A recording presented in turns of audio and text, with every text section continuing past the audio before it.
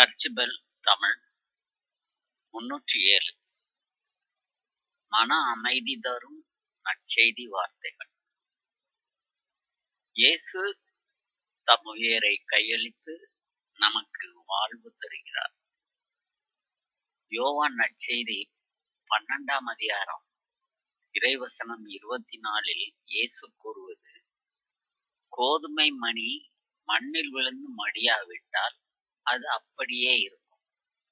அது மடிந்தால்தான் மிகுந்த விளைச்சலை அளிக்கும் என உறுதியாக உங்களுக்கு சொல்கிறேன். அந்த காலத்தில் பல கிரேக்கர்கள் அண்டை நாடுகளுக்கும் சென்று அங்குள்ள சிந்தனையாளர்களை சந்தித்து தங்கள் அறிவை பெருக்கினர். சுதந்திர சிந்தனை கொண்ட இந்த கிரேக்கர்களில் ஒரு சிலர் இயேசுவை தேடி எருசலேம் நகருக்கு வந்தனர். வேற்று நாட்டினரே இயேசுவுக்கு வரப்போகும் ஆபத்தை அறிந்திருந்தார்கள். ஆகவே இயேசுவுக்கு இதை கேட்கும் முகமாக நேருக்கு நேர் சந்தித்து அவரிடம் இதை பற்றி கேட்டார்கள். அவர் மிக எளிதான ஓர் உவமையை அந்த தருணத்தில் கூறுகிறார். கோதுமை மணி படைக்கப்பட்டதற்கு முக்கிய 2 காரணங்கள் உண்டு. ஒன்று, அது உணவாக மாறி வேறொரு உயிரை வளர்க்க வேண்டும், அல்லது அது விதையாக மாறி தன் இனத்தை பெருக்க வேண்டும். இந்த 2 காரணங்களும் நிறைவேற கோதுமை மணி தன் சுய உயிரை இழக்க வேண்டும். இயேசு நமக்கு கூறியுள்ள இந்த அற்புத வார்த்தைகள் நன்றாக கவனிப்போம். கோதுமை மணி மண்ணில் விழுந்து மடியாவிட்டால் அது அப்படியே இருக்கும். அது மடிந்தால்தான் மிகுந்த விளைச்சலை அளிக்கும் என உறுதியாக உங்களுக்கு சொல்கிறேன். உணவாக மாறி மற்றவரை வாழ்விப்பதும், விதையாக மாறி தன் இனத்தை பெருக்குவதும் கோதுமை மணிக்கு மட்டுமல்ல, உலகில் படைக்கப்பட்ட அனைத்து தானிய மணிகளுக்கும் உள்ள இயல்பான 2 காரணங்களாகும். இவ்விரு காரணங்களை சிந்திக்கும் இந்த வேளையில் உள்ளத்தில் பல சிந்தனைகள் ஓடுகின்றன.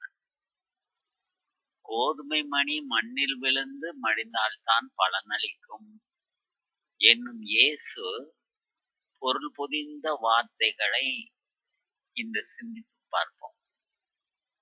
யாராவது ஒருவர் தன் இன்பங்களை, தேவைகளை பிறருக்காக இழக்க முன் வரும்போது அவர் இந்த சமூகம் செழிக்க உதவுகிறார். தன் உயிரையே கொடுக்கும்போது அவர் மிக பெரிய சான்றாக, வாழ்வின் வித்தாக மாறுகிறார். இறப்பிலும் பெறுகிறோம், தருவதிலும் அடைகிறோம் என்ற அனுபவத்தில் இயேசுவும் நம்மை அழைக்கிறார். எனவே சில தியாகங்களை வாழ்வின் நியதியாக ஏற்க முன் வருவோம். மடிந்தால்தான் விளைச்சல் என்பதை வாழ்ந்து காட்டுவோம். இயேசுவின் சீடராக வாழ விரும்புவோர் இயேசுவின் வாழ்வில் இருந்து இந்த உண்மையின் பொருளை கற்றுக்கொள்கிறார்கள். இயேசு எருசலேமை நோக்கி செல்கிறார். அங்கே அவர் தம் உயிரை கையளிப்பார். அவ்வாறு அவர் தம் உயிரை இழக்கும் போது நமக்கு அவர் வாழ்வு தருகிறார். இயேசுவின் சீடரும் அவர் காட்டிய வழியில் நடந்து நிலைவாழ்வை பெற்றிட அழைக்கப்படுகிறார்கள்.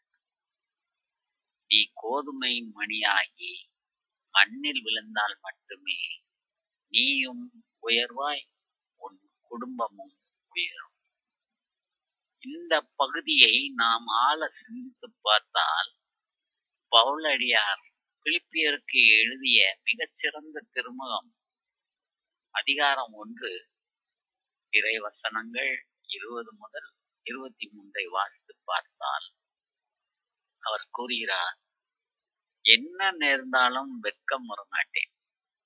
இன்றும் என்றும் வாழ்விலும் சாவிலும் முழு துணிவுடன் கிறிஸ்துவை என் உடலால் பெருமைப்படுத்துவேன். இதுவே என் பேராவல். இதுவே என் எதிர்நோக்கு. ஏனெனில் நான் வாழ்ந்தால் அது கிறிஸ்துவுக்காகவே. நான் இறந்தால் அது எனக்கு ஆதாயமே. எனினும் நான் தொடர்ந்து வாழ்ந்தால் பயனுள்ள பணிகளைச் செய்ய முடியும். எனவே நான் எதை தேர்ந்து கொள்வதென எனக்குத் தெரியவில்லை. இந்த இரண்டுக்கும் இடையே ஒரு இழுபறி நிலையில் உள்ளேன். உயிர் நீத்து கிறிஸ்துவோடு இருக்க வேண்டும் என்னும் ஆவல் ஒருபுறம், இதுவே மிகச் சிறந்தது. ஆனால் இன்னும் வாழ வேண்டும் என்பது மற்றொரு புறம். இது உங்கள் பொருட்டு மிகத் தேவையாக இருக்கிறது. மன்றாடுவோம்.